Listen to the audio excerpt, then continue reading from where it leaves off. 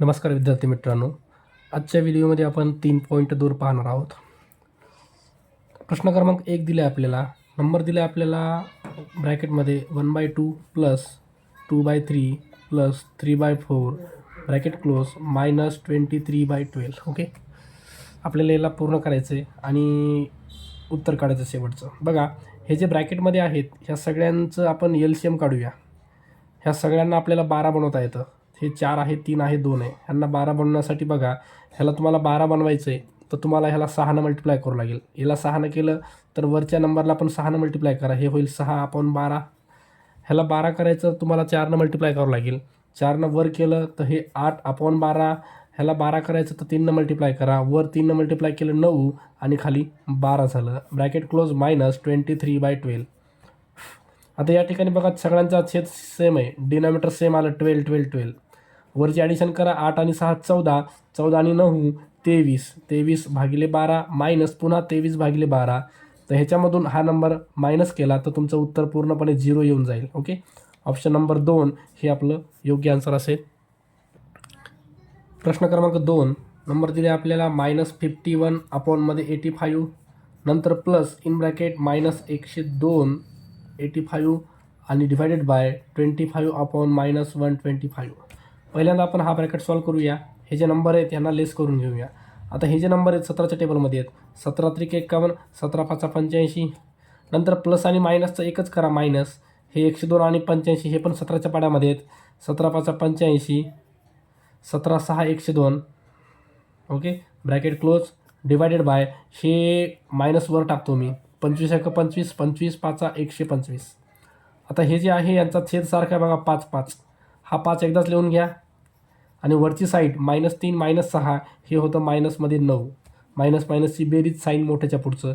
Division जे आहे division त्याचं मी इंटू केलं, हे 5 वर येतं आणि 1 खाली जातं. मायनस साईन जशाला तसा ॲज इट इज. हे 5 आणि 5 कॅन्सल. इथं उरले तुमचं -1 आणि -9 यांचा प्रोडक्ट केला तर तुमचा आन्सर +9 येईल. ओके, ऑप्शन नंबर बघा, ऑप्शन नंबर 3 हे तुमचं योग्य आन्सर असेल. चला पुढं नेक्स्ट प्रश्न क्रमांक 3 नंबर दिला आहे आपल्याला 4/7 प्लस ब्रॅकेटमध्ये -11/7 नंतर इंटू -7. आता हे जे आहेत हे छेद सारखं आहे बघा, 7 आणि वरच्या साईडला 4 प्लस मायनसचं -11 इंटू ब्रॅकेटमध्ये -7. आता हे 4 -11 जर केलं तर हे येईल तुमचं मायनसमध्ये 7 -7 आणि हे अपॉनमध्ये 7 इंटूमध्ये आहे -7. ओके, हे 7 7 कॅन्सल, हे येतं -1 आणि हे येतं -7. दोघं निगेटिव्ह आहेत. 7 1 7 +7 उत्तर येईल. ऑप्शन नंबर 2 हे तुमचं योग्य आन्सर असेल. नेक्स्ट प्रश्न क्रमांक 4 दिला आहे 4013 या संख्येच्या मागची पूर्णांक येण्यासाठी त्याच्यामधून किती कमी करावे लागतील आपल्याला. आता याच्यामागं पूर्णांक कोण आहे हे जर बघायचं आहे तर याला पहिले डिवाईड करा, 13ने डिवाईड करा, 13 त्रिक 39, 40 1 उरला म्हणजे 3 पॉईंट समथिंग. हे जे उत्तर यायले 3 पॉईंट समथिंग यायले आणि 3 पॉईंट समथिंगच्या मागं जो काही नंबर आहे तो पूर्णांकमध्ये कोण असेल तर 3 आहे हा पूर्णांक. ओके, पूर्णांक नंबर कोणता आहे, 3 आहे. आणि 3 हा येण्यासाठी बघा, हे जे 40/13 आहे ह्याच्यामधून समजा x मायनस केलं तर आपल्याला पूर्णांक 3 भेटायला आहे. पूर्णांक नंबर कळलं का, 3 भेटण्यासाठी आपल्याला 40/13 मधून x मायनस करायचे आहेत. ओके, आता xला पलीकडे घेऊन जा, 40/13 हे 3 इकडं आले -3 झाले, x पलीकडे गेले +1 झाले.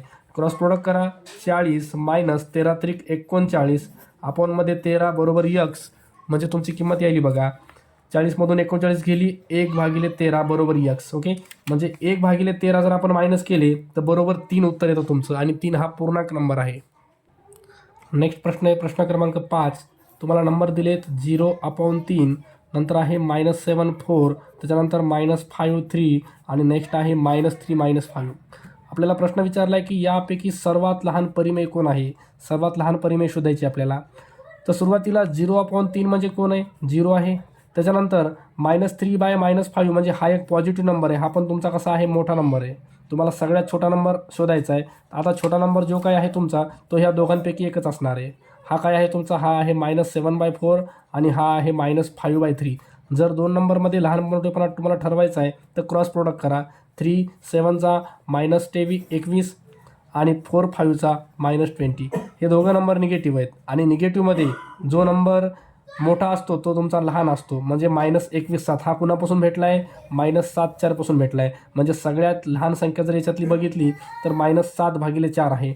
ऑप्शन नंबर 4 हे तुमचं योग्य आन्सर असेल.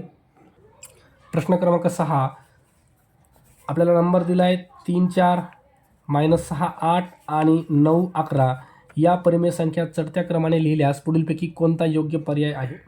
आता ह्यांचा आपल्याला चढता क्रम लिहायचा आहे. चढता क्रम करायचा असेल तर सगळ्यात लहान अंक हे जे नंबर आहे त्याच्यामध्ये हे पॉझिटिव्ह आहे, हे निगेटिव्ह आहे, हे पॉझिटिव्ह आहे. तर हा जो निगेटिव्ह आहे हा सगळ्यात लहान आहे 6/8. त्याच्यानंतर आता हे जे नंबर आहेत हे दोघंच नंबर आहेत.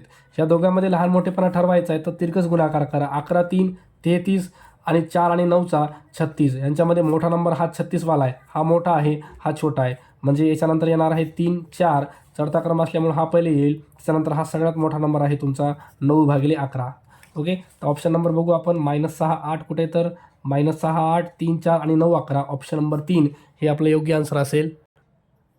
प्रश्न क्रमांक 7 दिला आहे आपल्याला. 22/3 या परिमेय संख्येच्या लगतचा मोठा पूर्णांक येण्यासाठी ह्याच्या पुढची पूर्णांक संख्या येण्यासाठी आपल्याला याच्यात काय मिळवावं लागेल? आता ह्याच्या पुढची पूर्णांक संख्या काय असेल बघा. 3, 7, 21 ही संख्या काय 7च्या जवळपास आहे. ओके, समजा हे 22/3 आहे. 22/3 म्हणजे सरळ बघितलं तर 3 7 21 म्हणजे 3 7 21 7 पॉईंट काहीतरी उत्तर येईल तुमचा. ओके, म्हणजे 3 7 21 7 पॉईंट समथिंग म्हणजे पूर्णांक संख्या जी काही आली 7 पॉईंट समथिंगच्या पुढची पूर्णांक संख्या असेल 8. म्हणजे 8 मिळण्यासाठी आपल्याला 8 मिळण्यासाठी बघा 8 मिळवायचे तर 22/3 मध्ये समजा x मिळवले तर आपल्याला 8 मिळाले. ओके, एक्सची किंमत काढायची. x बरोबर 8 हे 22 इकडे आले मायनस झाले.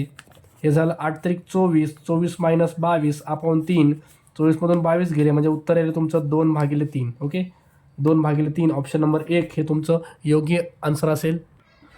प्रश्न क्रमांक 8 दिला आहे आपल्याला. काही संख्या दिल्यात 3, 6, -4, -9 त्याच्यानंतर 11, -5 आणि -9, 3 ह्यांच्यापैकी आपल्याला पूर्णांक संख्या विचारली. पूर्णांक म्हणजे काय? इंटिजर म्हणजे आता आपल्याला जे काही नंबर आहे त्याचा पूर्ण भाग गेला पाहिजे. बघा ह्याला जर पूर्ण भाग द्यायचा बघितलं तर 3 1 3, 3 2 6 म्हणजे हे 1/2 यायले. म्हणजे हे परिमेयमध्ये यायले, फ्रॅक्शनमध्ये यायले. हे सुद्धा भाग जात नाही. दोघं निगेटिव्ह आहेत. एक तर याचं 4/9 पॉझिटिव्ह लिहिता येईल. ह्यालासुद्धा भाग जात नाही. 11 5 असंच राहणार आहे. पण याला जर भाग दिला तर 3 त्रिक 9 तर -3 यायले. म्हणजे टोटली तुम्हाला इंटिजर नंबर भेटायला पूर्णांक. ओके, तर -3 यायले. म्हणजे ह्या संख्येपैकी कोण आहे? तर -9, 3 हे तुमचं पूर्णांक संख्या आहे पूर्णपणे. -9/3. ओके, प्रश्न क्रमांक 9 तुम्हाला संख्या दिल्या त्याच्यातली धनपरिमेय संख्या कोणती? बघा पहिली संख्या आहे 9 मध्ये पहिली संख्या आहे 7/-9. दुसरी संख्या आहे -11, 13 त्याच्यानंतर -4, -13 आणि शेवटची आहे -2, 5. ह्याच्यामधली धनपरिमेय म्हणजे नंबर कसा पाहिजे? धन पाहिजे. आता याच्यात खालचा नंबर निगेटिव्ह आहे म्हणजे ही पूर्ण संख्या निगेटिव्ह आहे. इथं पण वरचा नंबर निगेटिव्ह आहे, पूर्ण संख्या निगेटिव्ह आहे. इथं पण वरचा नंबर निगेटिव्ह आहे, पूर्ण संख्या निगेटिव्ह आहे. आणि इथं न्यूमरेटर डिनॉमिनेटर अंश छेद दोघं पण निगेटिव्ह आहेत. म्हणजे हा जो नंबर आहे हा पूर्ण तुमचा पॉझिटिव्ह आहे आणि याला धनपरिमेय संख्या म्हणता येते. -4, 13 ऑप्शन नंबर 2 हे तुमचं योग्य आन्सर असेल. ओके, अशा प्रकारे